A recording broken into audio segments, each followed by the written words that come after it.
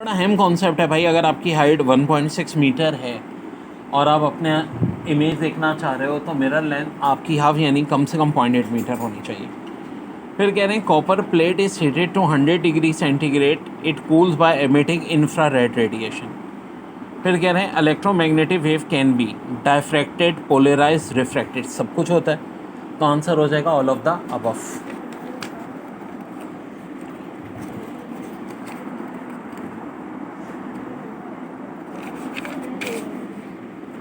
फिर कह रहे हैं current produce by moving loop of wire across magnetic field is induce current. Answer हो जाएगा बेटा NaCl की शेप पूछी है cubicle.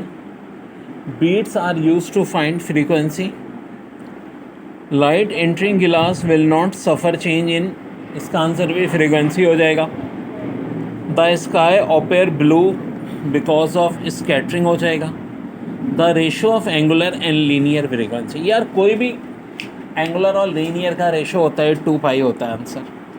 Formula of current with internal resistance R and load capital R, हाँ ये भी बड़ा है हमें, इसमें न्यूमेरिकल भी बहुत आते हैं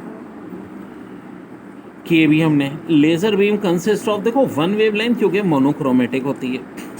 फिर dimension of ratio of angular momentum to linear momentum, भाई एल का ही तो फर्क होता है, एल की पावर 1 या खाली एल भी लिख सकते हैं। The focus of ball point in same state of vibration is known has all point, तो ये वेव फ्रंट हो जाएगा।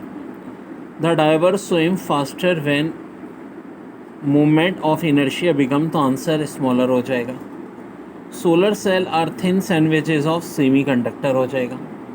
The ratio of angular and linear frequency 2 pi. The ballistic missile are used only for short range, ये बहुत आती है MCQs भाई।